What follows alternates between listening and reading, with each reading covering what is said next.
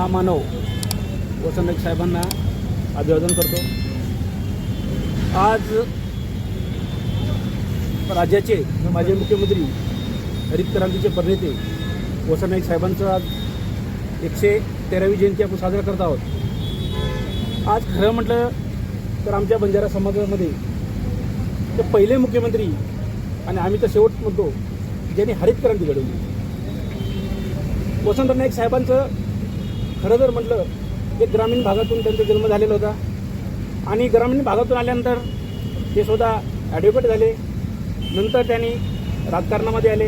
राजकारणात आल्यानंतर त्यांचं काम पाहून समाजामध्ये त्यांचा काम महाराष्ट्रामध्ये त्यांचं काम चांगलं काम करत असल्यामुळे त्यांना मुख्यमंत्रीपद मिळालं।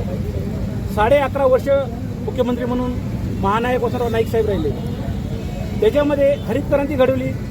आपल्याला माहिती आहे नाईक साहेबांनी पुणे येथे सेनेवाड्यासमोर त्यांनी एक हरित क्रांती घडवली होती। त्यावेळेस नाईक साहेबांनी सांगितलं होतं 72चा दुष्काळ होता। त्या दुष्काळामध्ये सर्व लोक अन्नदानापासून पुन्हा अन्नधान्य मिळत नव्हता, उपाशी राहायचे। त्यावेळेस मुख्यमंत्री वसंत नाईक साहेब असताना त्यावेळेस त्यांनी सांगितलं होतं महाराष्ट्राला 2 वर्षात अन्नधान्यापासून स्वयंपूर्ण नाही केलं तर मी ह्या ठिकाणी फाशी घेईन, हा शब्द नाईक साहेबांनी सांगितलेले आणि तेव्हापासून नाईक साहेबांनी ती हरित क्रांती घडवलेली आहे। आपण आज बघतो आजकालचे मंत्री लोक मुख्यमंत्री लोक गोरगरिबाला भेटत सुद्धा नाही। आमचे नाईक साहेब त्यांच्या वसंत नाईक जे त्यांचा बंगला होता वर्षा, त्या बंगल्यावर जे लोक गरीब राहायची पहिल्यांदा गोरगरिबाला न्याय द्यायचे, गोरगरिबाला भेटायचे। जो पैशाला असेल उद्योगपती असेल त्यांना शेवटी भेटायचे। असे नाईक साहेबांचं स्वभाव होता।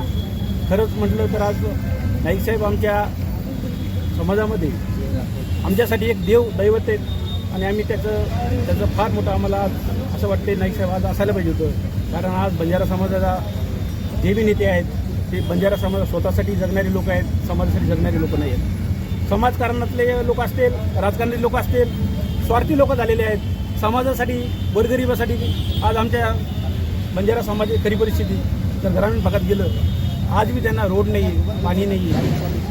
उन्हाळ्यामध्ये जर बघितलं तर विहिरीमध्ये असं एवढं घाण पाणी प्यावं लागतं, पण कोणत्या आमदार मंत्री मुख्यमंत्र्यांनी समाजाला न्याय दिलेला असं मला वाटत नाही। मी एवढं आवर्जून सांगू शकतो नाईक साहेबाला अमर रहे नाईक साहेब अमर रहे हे मी घोषणा देऊ शकतो। समाज बांधवांना काय संदेश देणार? वसंतराव नाईक साहेबांचा जय असो, वसंतराव नाईक साहेबांचा जय असो, जय जय जय जय जय सेवालाल, जय सेवालाल। सगळ्यांना महाराष्ट्राच्या लोकांना देशातल्या लोकांना नाईक साहेब जयंतीच्या शुभेच्छा देतो। जय सेवालाल।